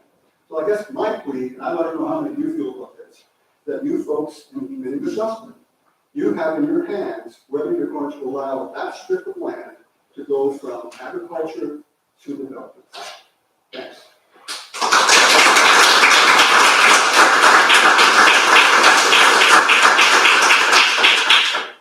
I think there was someone else had their, yes, sir? Thank you, Mr. Chairman. Emil Lambert, my dad and I both own the particular parcels. But I just wanted to clarify, it's 3 parcels, not 1, totaling about 45 acres total. So it isn't just one contiguous piece of land. Gord could have sold it 3 individual parcels, so it shows. We just haven't bought all of it, that's all. I think there was someone over here. Yes, right there. Sorry. Hi, my name is Natasha Williams. I've lived here probably since 2018. And I know you were talking about communications, but until I received an email from Mr. Jacob Ellens, we knew nothing about what was happening at the corner of our streets. So I'm not quite sure how your communication works, but it's not very effective. Which reactive, not proactive. Through you, Mr. Chair, the one sort of suggestion or option I have for Ms. Williams would be what we call the Stone Mills Planning Portal. It's an online planning portal in which every application that is processing via Planning Act approval in the township from the north to the south, the east to the west is uploaded to. There's an opportunity to receive automatic email updates whenever a new application is uploaded. That's from consent to subdivision to minor variance. All of these, for example, would have received 5 emails. I'm not, whatever the number. So I encourage, and I can, if most definitely have staff reach out to you to provide that link and make sure that's available. That's been in effect for approximately 3 years, and we've received fairly good uptake on that. Yes, Robert? I hear a lot of talk about the subdivision. We're not here to hear about the subdivision. We're here to hear about those pieces of property. They're the only thing we can comment on. We cannot comment on anything with the subdivision because that is not within our map. Yes, Aaron? I think it's important to add to that should the intent for the property change in the future, i.e. a more intense development proposal, that would trigger another planning. Actually, I should be letting you speak to this, Jason, but can you speak to the trigger for another process, hence more consultation, please? Yeah, thanks, Member O'Gara. I would say this is most likely applicable to my previous comment to retain parcel C. I think it was raised as to what the intent is in the future with retained parcel C. And again, I don't know, I don't have the answers, but I can say that if it's anything that requires Planning Act approval, it'll require another meeting. If it's a plan of subdivision, if it's a minor variance, if it's a severance, if it's a plan of condominium, it would require another statutory public meeting, and it may not be a decision that's made by this committee. As I mentioned earlier, the council of the township makes decisions on certain types of applications. The council of the county of Lennox and Addington makes decisions on certain applications, and then the committee of adjustment. So without knowing what anything might be considered moving forward, it's hard to speculate, but yes, there is opportunity for potentially further discussion on this property. Yes, Marilyn? Just one more comment. Because I'm hearing lots of dissension tonight on this particular property, and now people are bringing up other properties in, close proximity, et cetera, et cetera. And Jason has pointed out that we have guidelines that we must follow to a certain degree, and that we don't have as many choices as some people seem to think we do. That in fact, your group has a choice. They can address some of those upper tier, such as the province, with your concerns about these types of things happening to prevent, hopefully, down the line, anything like this being presented to this committee again. You've certainly done a lot of research to this point. but I also believe the owners have done that as well. Otherwise, they probably wouldn't have paid that large sum for that piece of property if they thought that they could not use it for what they had hoped to use it for.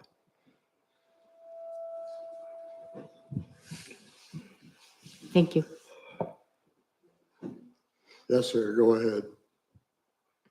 Thank you. I just wanted to say something before you make a decision on the severance number one, because I was going to say this, sum it up at the end of all of them. I should have realized we're going to do them independently, but as planners, when we review these things, we start with the upper tier, as Jason was describing, but here in the township's official plan, I started off reviewing things, and it talks about the rural area, the general policies, and it says that within the rural designation, there are agricultural activities, but they tend to be dispersed.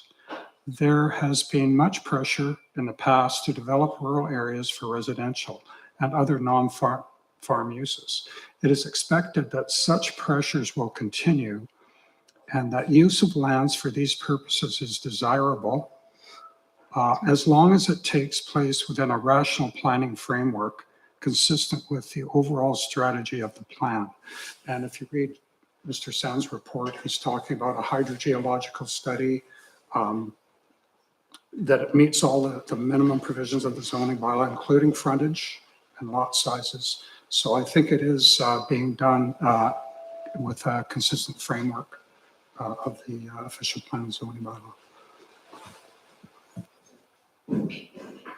One more question and that's it. Comment and questions. Jason, you were saying the portal's been live since 2018, 2019 for the candidates?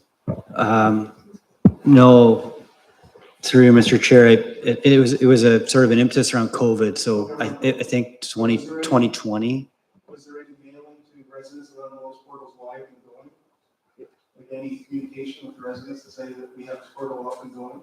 We didn't put a mail out to every single resident in the jurisdiction. No, Communications are in certain areas, and this is one of them. A lot of the people in our community don't use internet, don't use computers. There's a lot of farming people that don't use computers at all, and elderly and even young people. But to have the portal is great, but not having the communication that it's actually up and running for them to find out stuff that's going on. That should be addressed. And the other thing is, one last question for Jason, do you know how many wells are already drilled on this property? through you, Mr. Chair, I don't.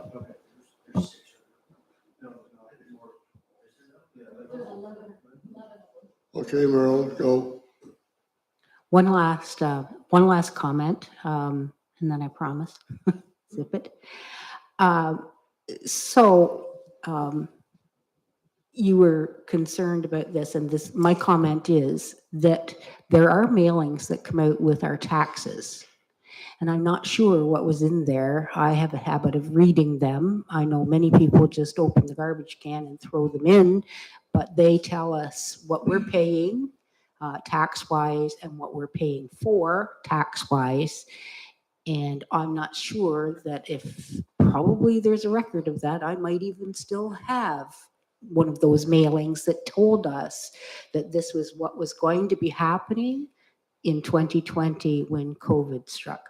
I don't really know the answer to that question, but I'm conjecturing that might have been one of the ways that the township did attempt to let people know.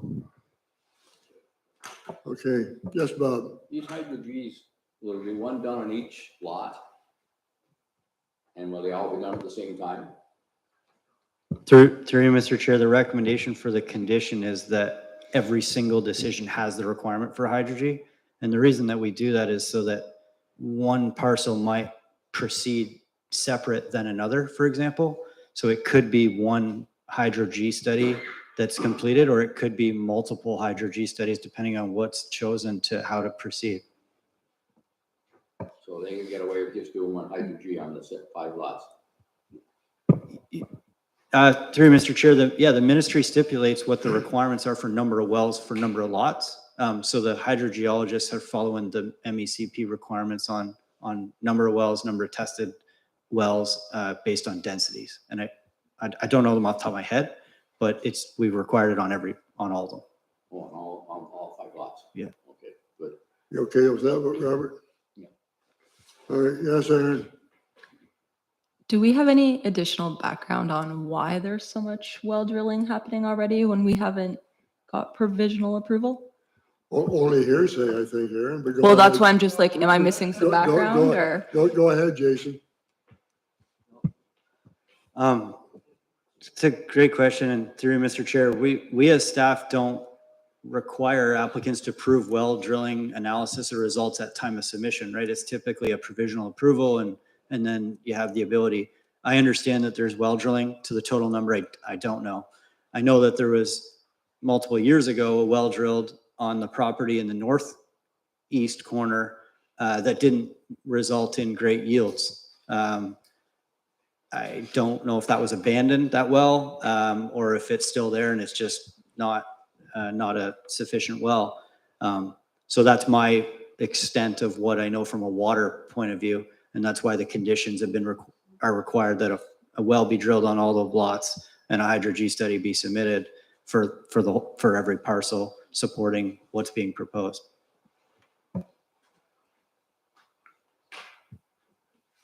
Just a quick note with that, that one in the north corner township could use it for road grind, because they have more salt and water.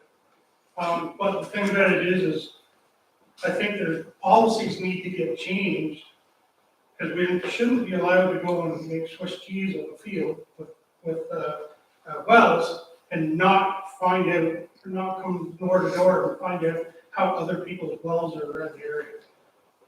Because what happens when they drill that well and it breaks into the same seam that I've got or neighbors got, and now they don't have any water, right? That's the problem with just going in and drilling.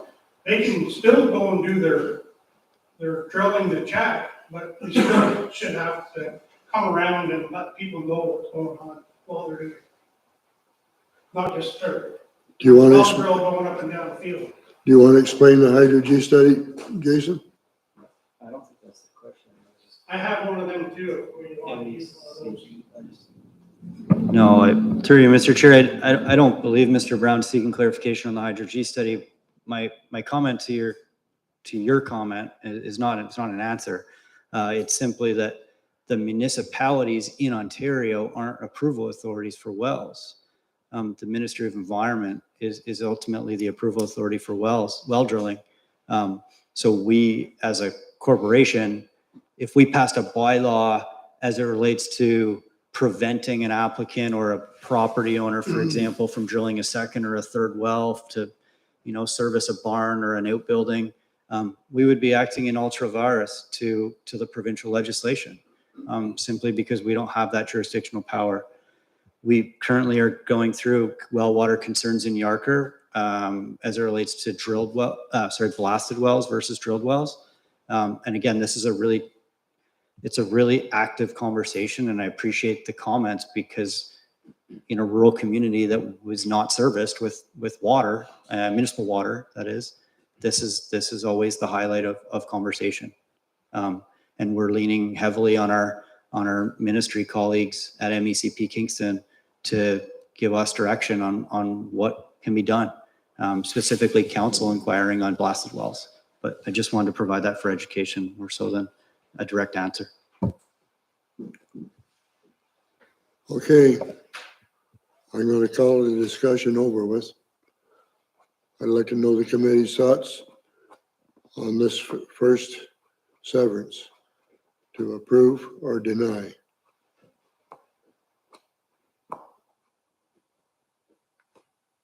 Don't everybody speak at once.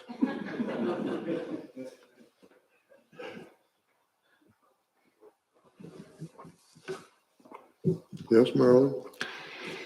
I would like to be able to say that I do understand all of your concerns.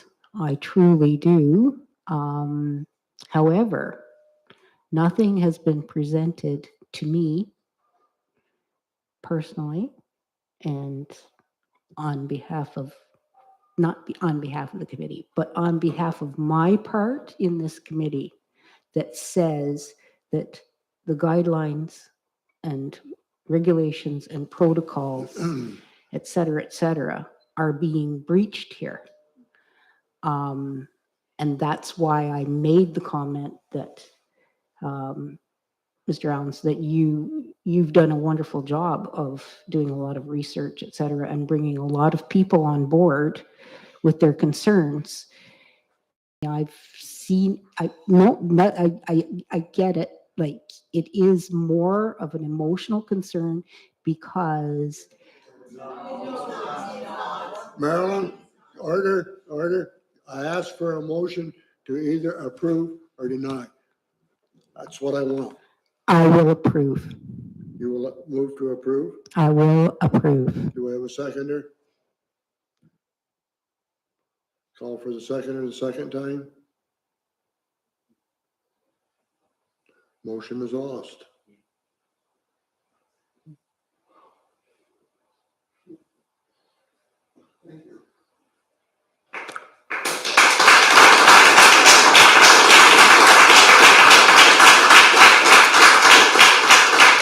Okay. I mean, you all, you all know my opinion, way back in. Never middle- mind, dear. We middle- gotta move on. Okay, pardon? You want me to carry on? What did you, I'm sorry, Bob, I didn't catch. We move on to B20. Oh, we don't have to make a motion to not approve. The motion got lost, so it's not approved. Oh, okay, well, you're the Right, chair, Jason? you know. Is that the way it works? Okay. Pardon me? Yeah, so the recommendation before the committee was to approve subject to the 12 conditions for this first application. If I understand, there was one mover and there was no seconder, so there was no support for that recommendation. The recommendation is ultimately lost. Is there a consideration to defer, or is there a consideration to deny before we move to the next agenda item, Chair? Okay, is there a motion? Yes, Bob? I'd like to see it deferred to have more time to think about this and look into it more before we make a decision. Well, moved by Bob that we do defer. Do we have a seconder? Thank you, Aaron. I call the question. All those in favor of deferral? Motion's carried.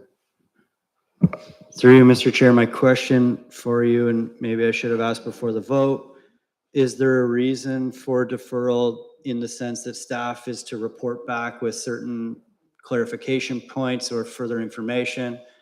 Or is it simply to seek time, pause, understand, digest, and put on a subsequent meeting, which will provide notification to for committee consideration at that time? I would hope that it would be, give it more time for the committee to consider and bring it back again. My own, that's just my thoughts. That's my house. Yes, Aaron? Both of you are in favor of that in the motion? Yeah, I'm in favor of it. We've heard a lot tonight and we have the resources to reflect, but I think we need more time to consider. I saw two hands up. Okay, go ahead. What was the vote, how many in favor and how many opposed on deferring? For defer, 3-2. Thank you. You need anything more, Jason, on that one?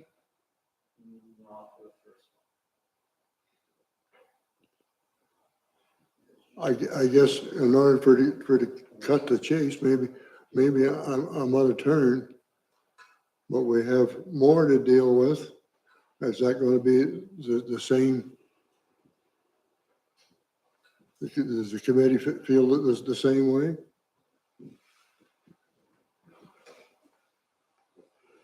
Yes, Merle? I would say that in listening to the other committee members, and the reaction from the crowd, I would suggest that nothing is going to get accomplished at this present moment. That's my thought on that. And so deferral might be the only way to go. Yes, Robert. I'd like to see if you defer it for a month, give everybody more chance to make us not only a decision maker tonight. Mr. Chair, the question is the decision to defer B19, B20, B21, B22, B26 for that 1 month period or until the next available Committee of Adjustment meeting? Or is this simply for application B20, 2023? That was my question, Jason, to the committee. I mean, there's no sense of us dealing with each one individually if they're all going to get deferred. No. Pardon me? Mr. Chair, I would ask Bob and Aaron, the mover and the seconder, if they wish to carry that forward for all the subsequent applications that pertain to this land holding. Okay. Just thank you, Mr. Chair. Just to move us through the agenda, that proceeds us off of Camden East, north side, down through applications B19 through 26, and along to B35 2023, which is applicable to 191 Coldbrook Road, agenda item 7.7.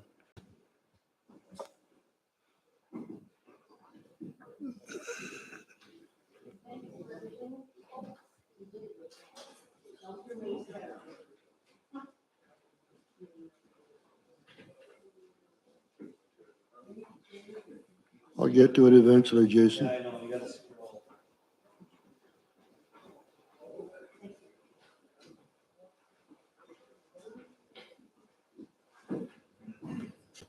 I think I got one more to go.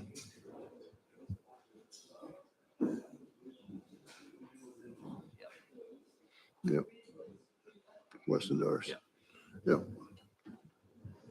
Okay. B26-2023. 1652703 Ontario Incorporated.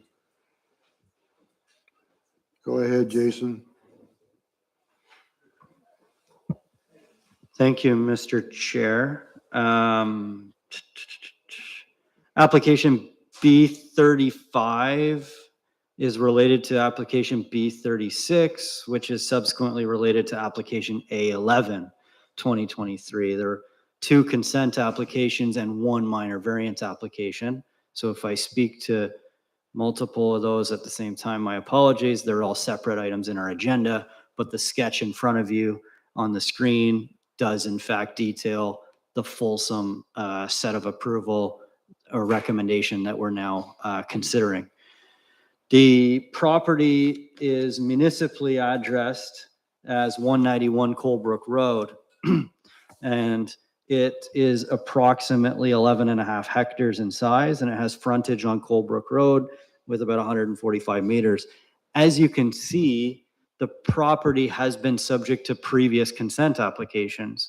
There's been 2 applications in past that were post 1992 that have subdivided out smaller residential properties that front Coldbrook Road and fail to extend to the river. Through this application, the applicant's proposing to subdivide 2 additional lots and retain a larger land holding, all of which would extend from Coldbrook Road to the river's edge. And all of them are currently within the Hamlet residential zone, which is a residential zone that applies to within our Hamlet boundaries that drops minimum road frontage requirements to 45 meters in frontage. This application is paired with a consent or with a minor variance application, because the proposed retained parcel and the proposed severed parcel number 2 are deficient on that 45 meters of road frontage in the fact they are at 42.3, I believe. all land holdings that are proposed to be subdivided through these applications are in excess of the minimum lot area requirements. They're relatively large land holdings. The permissions include a single family dwelling. There's no zoning bylaw amendment change that's considered through this. They abut what's known locally as the Freeman Trail running from Colebrook Road to the river's edge on the western side, I believe it is. And it's unknown at this time what the future development might hold. And similar to our last conversation, if there were any application or desire for an owner to change what the permissions are that apply to the land holding today, subsequent application approval may be required, i.e. variances or zoning amendment changes, zoning bylaw amendment changes, or plan a subdivision, for example, if somebody wanted to further subdivide these because of the fact that the number of consents are exhausted based on our current official plan policy. I believe that's a quick overview. The key on with respect to the location of these subject lands are that they are within the rural settlement area of the County of Lennox and Addington's official plan, and they're in the hamlet jurisdiction or boundary of the Stone Mills official plan. There's comments that have been received from technical reviewers, primarily draw your attention to the Quinte Conservation Authority comments, and those are around the karst topography that they've determined to be or identified on site. Those karst topography outcroppings need to be identified and may need to have the inclusion of a geotechnical engineer investigating suitability of development to be outside of those locations for any future development. The recommendation before the committee is that they approve, subject to the conditions contained within. I believe there's 11 or 12 conditions applicable to each, and the requirement for a well would be or has been recommended to be included on both severed parcels as well as the retained parcel, because it's reasonable from staff's perspective that the retained parcel could be developed with a residential use, given the hamlet residential zoning is not allowing for any additional uses in excess, even though the parcel is fairly large in size. There has been two comments received from members of the community to date. They've been included within your package of this evening. It's largely, if I may, on behalf of Mr. Goodyear, in my opinion, it's largely questioning what would be required for future development approvals should the applicant or owner wish to navigate that into the future, and clarification was provided by staff. I'm happy to answer any questions that you may have, and I apologize. I recognize we're only looking at application B36, 2023 at this time. Questions or concerns? Yes, Dieter? Yeah, I'm going to go on to the water problem. Way back when I was acting for John Meekron, who did the two severances that you see on the sketch there, the property goes around. At that time, one of the residents just south of these complained about water problems. He said, I had good well, and then when they put the houses in on the east side of the road, my well went down, I had to re-drill. And now you guys are proposing more drill, more wells. You already had to drill as well once. So my concern is water. I'd like to see a hydro-G condition put in both these severances. Merrill, anything? Bob, yes? Are you asking for a well on the retained parcel also? Well, then I'd like to see a hydro-G on them all. There was a hydro-G study done back in what, 2020? On the Janes one, right? Yeah, thank you, Mr. Chair. I believe 2008 AME was the original consultant who did the hydro-G testing on the adjacent land holding, which was known at the time as Warner Pasture Subdivision. Subsequent to that original 14-year-old testing, 2020 to 2021, I forget the exact time frame. ASC Environmental completed an additional Hydro-G study on the wells that are on the Warner Pasture subdivision, which directly abut this land holding in question. And that Hydro-G study came back positive in the sense that the well water in the area was sufficient to support a 25 lot plan of subdivision.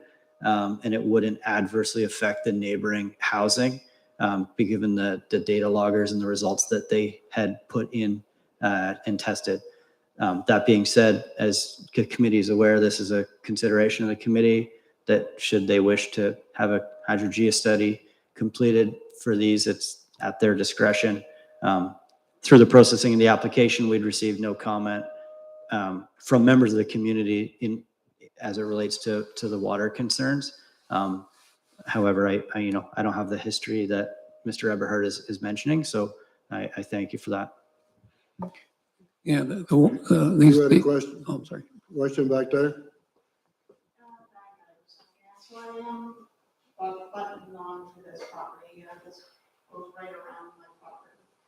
So we've got the 25 or so lots going in on the Warner Pasture. I think it's a phased-in approach because of the water concerns there. I think if I recall, I haven't looked at that file for a while, there's another Hydro-G required for them to get final approval, but you can clarify that, I don't know. So my concern is mainly the retained parcel. I don't know if that's, leaving it open not to be developed as a single lot, which is, I'm curious, because it is butting onto the subdivision as well. And we've got 2 additional lots there. There's also a well being drilled right on Colebrook Road in the middle of the James, beside the James property, which apparently they severed off as well. So we've got a lot of it, like my only concern is we got, water problems in the Arthur area. There has been identified that, yes, they got certain approval for that subdivision, conditional on being a phased-in approach. Now we've got additional lots going in right next door. So that's my concern. I think we, as a council members and committee members here, we need to really consider what's going on in the subdivisions. I'm not totally opposed to this, but I think we need to proceed with caution. I think you do have a valid concern, and I agree with what Dieter has said about a Hydro-G study. Yes, Bob, go ahead. On the subdivision that Diane's talking about, it's 19 houses, and then they have to do the water test, make sure there's not room for the other 6. Is that not right, Jay? Yeah, that's correct. Member Sergeant. That said, to complicate it, in 2020 or 2021, the Ministry of Environment submitted a letter to the municipality stating that they had, based on the results of the 2008 AME Hydro-G study, saw no need for the phased approach given the water availability at the time. That being said, the original draft plan approval still required that phasing 1 through 19, and then 19 through 25 would require subsequent testing. And council, by way of draft plan extension, upheld that condition or inclusion. So yes, you were accurate in the sense that a subsequent test on the adjacent parcels or the adjacent landholding would be required. Yes, Dieter? Yeah, I'd like to make a motion that we add the Hydro-G study to the applications. Do we have a seconder? Bob, thank you. Any further discussion? All those in favor of adding that Hydro-G study to it? Yep, unanimous. Okay, that's B36. Mr. Chair, so I understand that we just held a vote with respect to amending the conditions as recommended for the inclusion of a Hydro-G study for B36 and B30, maybe not, for B36. Can we call another vote for mover and seconder for the ultimate approval of what's before you in addition to the Hydro-G study, just for clarity on the record. Okay, do you have a move by Aaron? Do you have a second there? Marilyn, thank you. Any further discussion? All those in favor? Carried. That deals with 36.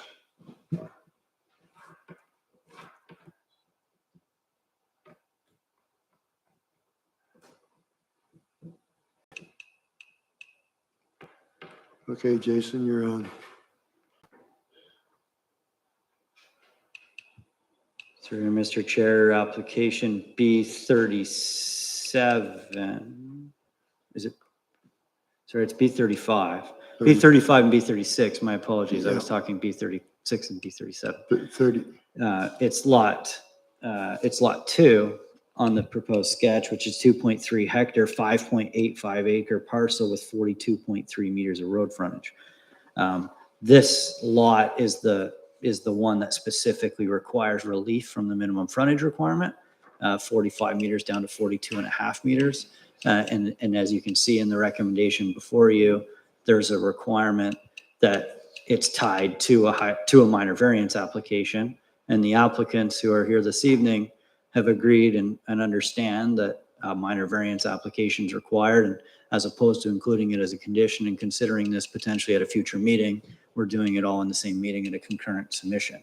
So applications for variance and consent were submitted concurrently, although in your condition and agenda, they're separated out as individual.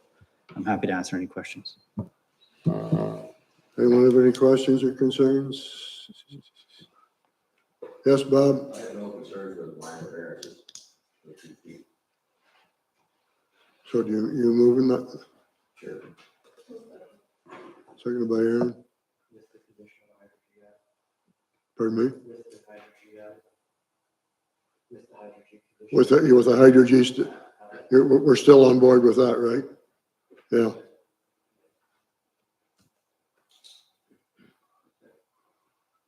Okay, Jason? All those in favor? Carried.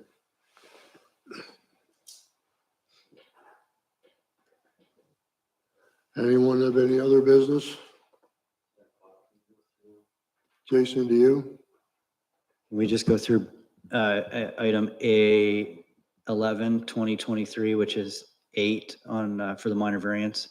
I know we discussed it collectively. I noted down as Bob and Aaron as mover and seconders on the consent, the second lot, the consent application. But for the record, I'd like to separate this out and have a question called for mover and seconder and a vote heard on minor variance application A11.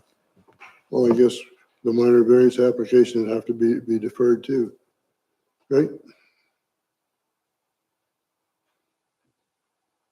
Sorry, I don't understand, Mr. Chair. Be deferred? Well, the minor variance application that you're speaking to is to 19, 20, 21, 22, 23, right? No? No, the minor variance application on this evening's agenda, Mr. Chair, pertains to this application here in 191 Coldbrook. The minor variance relates to the frontage reduction of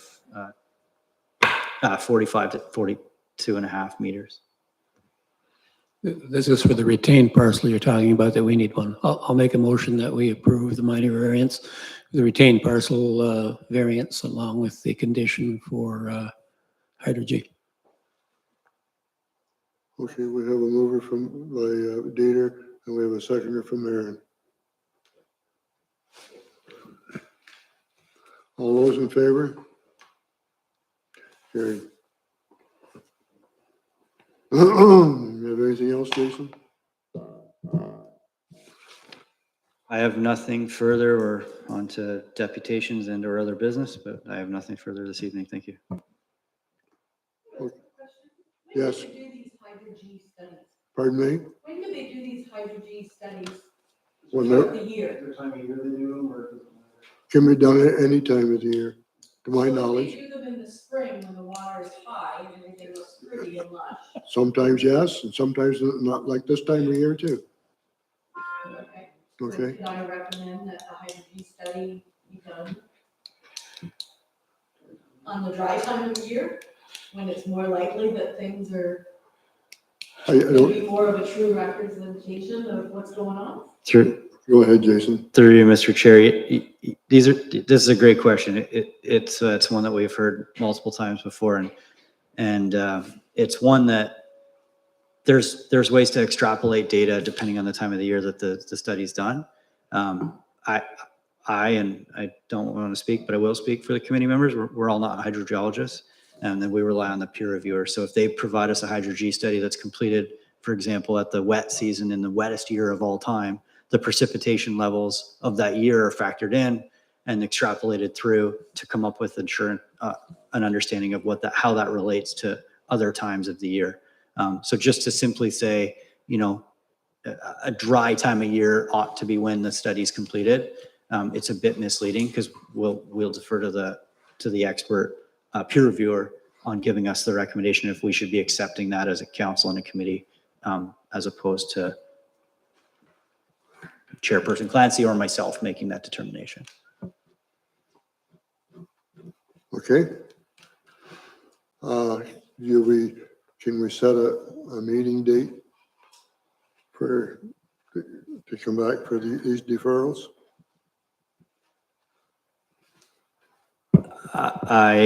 Through you, Mr. Chair, I'm reluctant to do so at the moment. We don't have the most significant staffing complement at this time. So if we were to set a date, I'd want to confer with at least 2 members of staff that they're present and helping prepare agendas and get us back in front of the committee. But we can, I anticipate there's going to be significant interest from the public and the community, and how we provide that notification is going to be of scrutiny given the comments heard tonight. So I have to give some consideration as to how we must go about doing so, aside from a township website and circulations on site. But that, even if we made that decision this evening at this juncture, the majority of the members are absent from the room, so they wouldn't have that date. But we'll provide direct mail outs to every member who signed in this evening through the sign-in sheet to make sure that they're aware of any scheduled upcoming Committee of Adjustment meeting. Thank you. Anyone have anything else for the committee this evening? Need a motion to adjourn. Moved by Bob, seconded by Aaron. All those in favor? Carried. Thank you.